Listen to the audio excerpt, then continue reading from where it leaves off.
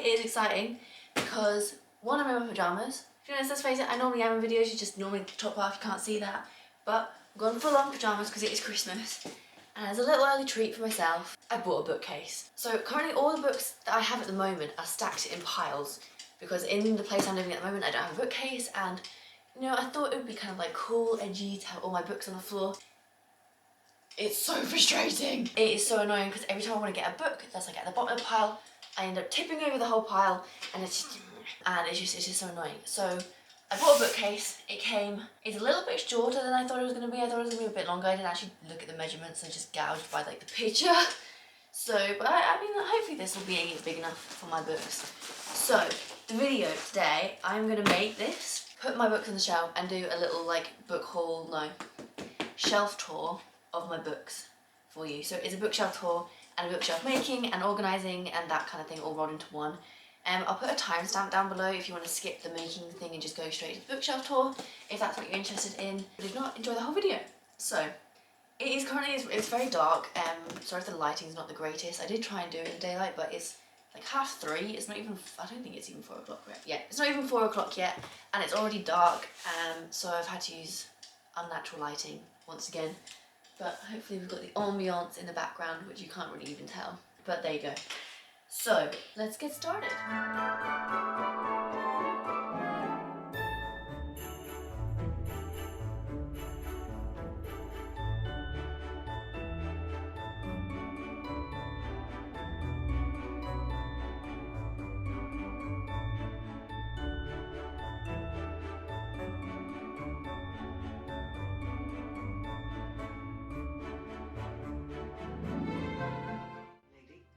Where the matter of curiosity versus knowledge was concerned.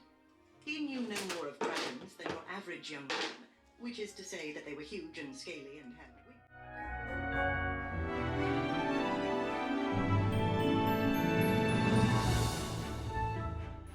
I felt no rushing swell of adoration for him, such as Manda Lewis dreamed of, but he was acceptably handsome.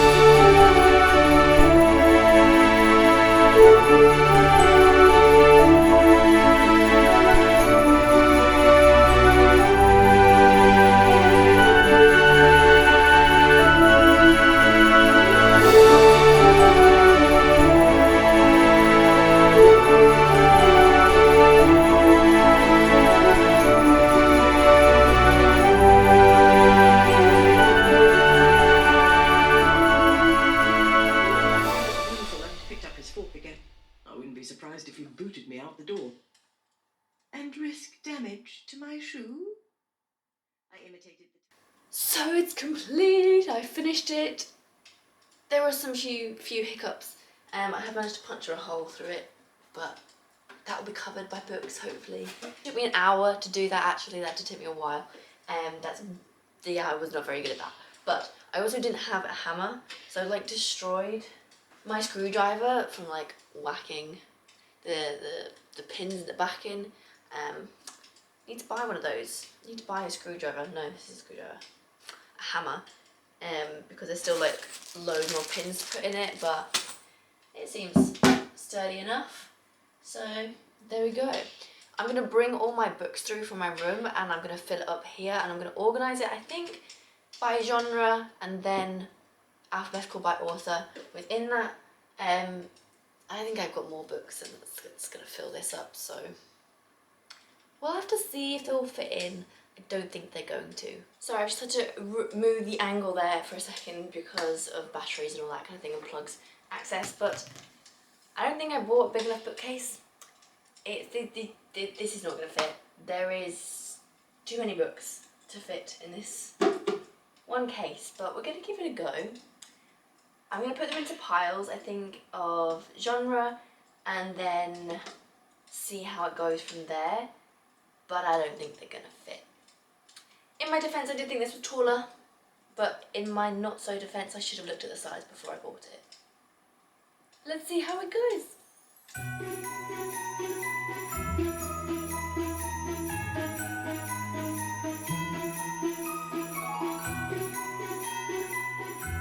Okay, so I've organised it into piles. My piles are YA, like just all YA. I haven't separated that into fantasy and non-fantasy. I think most of it's fantasy. I think there's one dystopian in there. So I'll probably just leave that within the YA. Then I've got my fantasy, just general fiction, fantasy fiction. Then I've got general fiction. Then I've got classics that are not Greek classics. And then I've got 2 books from children's, 1 non-fiction. I have a pile that I haven't done it all. Okay, I've redone the pile, slightly changed. My non-fiction is now mixed in with kind of like critical works. So you'll see this all when I do the Bookshelf tour. So like, I've got a few books that are theory based on kind of mythology and magic, and general theory on literature. So that's in that pile. There's only 4 books in there. Then I have my Greek and Roman classics in this pile, which is much larger than I thought it was going to be fair. And then I have my retellings of both fairy tales, Roman classics and Greek classics, like Greek, Roman mythology and fairy tale retellings. Then I have my fairy tale translations, and then I have a couple on poetry, just 2 books on poetry, and 1 sci-fi, and 1 murder mystery crime novel, thriller. So let's put it on the shelf. I don't know how to do this. Too many books.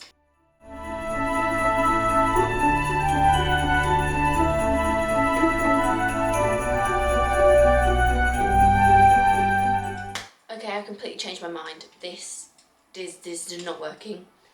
I've done it pretty much in order so far, and I've just only got my ancient Greek, or like my ancient classics, retellings, normal classics on there, and I've not even got onto any of the other ones. So I think I'm just going to do it by kind of visual kind of thing and try and fit it in a bit like Tetris.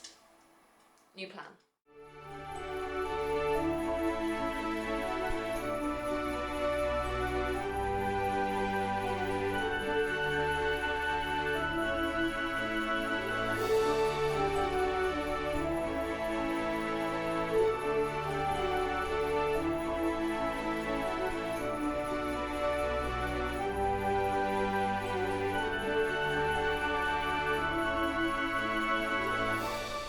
So there we have as much as I could fit in. Obviously I've got 2 massive piles that did not fit in. Maybe I'll have to invest in another bookcase. So I'm going to do a little tour. There is literally no rhyme or reason really to them. They're very loosely in genre. So I'll just do a little book tour for you all, going through all the books that I have here in this flat. Obviously I have some more back home, but this is what I have here, so let's do that. So first of all, we have the books that didn't fit in kind of the mythological fantasy retelling setting area, and that is The Silence of the Girls by Pat Barker, Fierce Fairy Tales and Other Stories to Stir the Soul by Nikita Gill, a poetry collection, Medusa by Jessie Burton, a gorgeous retelling of Medusa, and Midnight in Everwood by M.A. Kuznar, and this is a Nutcracker retelling.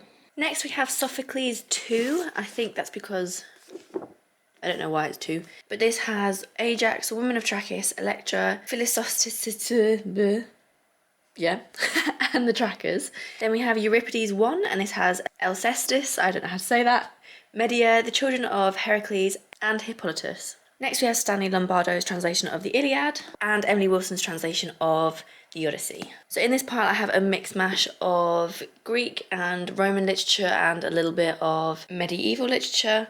So at the top we have Euripides, Alexis Hippolytus Iphigenia in Taurus, Aeschylus's The Oresteia. Then we have A Rogue Tales of Russian Folklore by Alexander Afanasiev. I really should have practiced my pronunciation before doing this.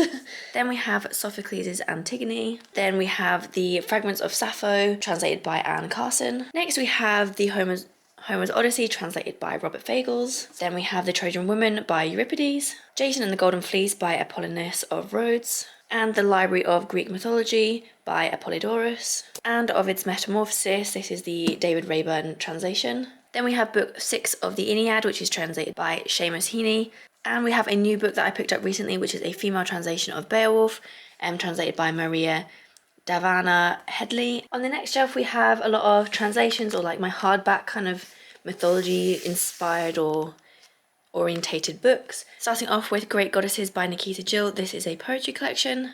Then we have Stephen Fry's Troy, and Pat Barker's The Woman of Troy, which is her second book in her Silence of the Girls series.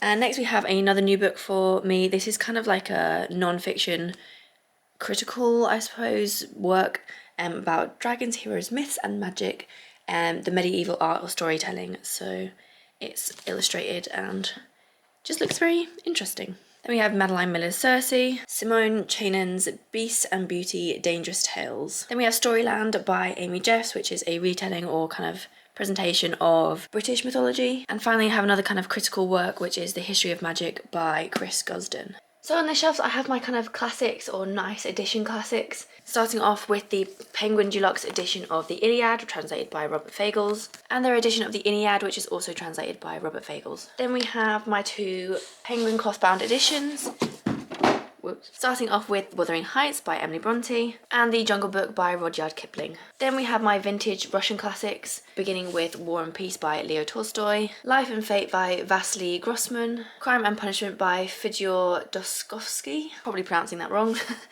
and The Master and Margarita by Mikhail Bulgakov. So we're getting into some dodgy angles now as we get closer to the floor, but I hope this is okay. So here we have some more of my hardbacks, and just a nice addition there, which we'll get to. Beginning with Dangerous Woman by Hope Adams. Then we've got The Incredible Empire of the Vampire by J. Christoph. Next we have A Marvelous Light by Freya Marsky. Then Certain Dark Things by Silvia Moreno Garcia. Then we have Black Leopard Red Wolf by Marlo James. And Dune by Frank Herbert. And lastly on this shelf we have Hans Christian Andersen's Complete Fairy Tales in the, I want to say Wordsworth Deluxe or Wordsworth edition.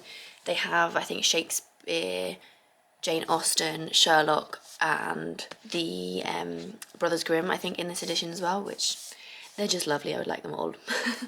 And on the final shelf of the bookcase, we have Brandon Sanderson's Rhythm of War, The Bone Shard Daughter by Andrea Stewart, Arcanium Unbound by Brandon Sanderson, this is a collection of short stories within the Cosmere. And we have The Ally of Law, Shadows of Self, and The Bands of Mourning by Brandon Sanderson. This is the second series in the Mistborn world. We have The Name of the Wind by Patrick Rothfuss, and Ashes of Sun by Django Wexler, and The Song of Achilles by Madeline Miller. I also have randomly at the side the Theory and Criticism for my degree. It is a hefty book. Will not be reading this for pleasure. Next, moving on to the stacks that I have that didn't fit on the shelf, but they're here nonetheless, so I'll go through them. We have A Palm of Storm and Silence by Roseanne A. Brown. This is the second book in the series of A Song of Wrath and Ruin, or Wraith and Ruin, I always say that. Then we have 50 Words for Snow by Nancy Campbell, The Sanatorium by Sarah Pearce, The Secret History by Donna Tartt, The Miniaturist by Jessie Burton, The Manningtree Witches by A.K. Blakemore, Bride's Head Revisited by Evelyn Whoa, maybe? Gonna go with that. And The Invisible Life of Addie LaRue by V.E. Schwab. Then we have Circus of Wandering by Elizabeth MacNeil. Then Love in Colour by Paolo Babalola. How to Kill Your Family by Bella Mackie. A Winter's Promise by Christelle Dabos. The Binding and the Betrayals by Bridget Collins. And A Torch Against the Night, A Reaper at the Gates, and A Sky Beyond the Storm by Sabaa Tahir. And the last couple of books in this pile, we have Rule of Wolves by Leah Bardugo, My Current Read Ariadne by Jennifer Saint, going quite well so far, Wolf Den by Elodie Harper, and Honeycomb by Joa M. Harris. And in this stack we start off with some children's literature, which is The Silver Chair by C.S. Lewis, and The Book of Lost Things by John Connolly. Then we have my dystopian of the whole collection, and that is Wilder Girls by Rory Power. Next we have Witches Steeped in Gold by Shannon Smart, The Left-Handed Bookseller by Gareth Nix, Gilded by Marissa Meyer, and Black Sun by Rebecca Roanhorse. Then we have Joe Abercrombie's The Blade Itself, Robert Jordan's The Eye of the World, and The Assassin's Quest and Royal Assassin by Robin Hobb, and The Poppy War by R.F. Kuang. And lastly, we get to the final books of the Bookshelf, not Bookshelf tour. We have The Stone Sky by N.K. Jemisin, The Lies of Lochnamoor by Scott Lynch, Serpent and Dove by Shelby Morin, A Darker Shade of Magic, A Gathering of Shadows, and A Conjuring of Light by V.E. Schwab. And finally we have an uncorrected proof of This Woven Kingdom by Tahara Murphy. Hello, so sorry for the dodgy lighting, but I completely forgot to end that video. It's now 10 o'clock at night, and I've been filming this since about 3:30 in the afternoon, filming and editing it back and forth as my battery dies, basically. So my brain is a little bit fried, and I noticed editing those last few bookshelf tours, I said a few of the names and a few of the titles wrong as well, so please excuse me for that one. I did notice when I did it, but go and do that again. I hope you've enjoyed this video. I've actually had quite a lot of fun filming it and making it, and I have a lot of mess to clear up now, but I hope you enjoyed it. If you did, please do subscribe. I'm almost on 2,000 subscribers, which is crazy. So it would be amazing if I reach that in the next few days. And yeah, please leave a comment as well. I would love to talk to you in the comments. I shall see you in the next video very soon. Bye!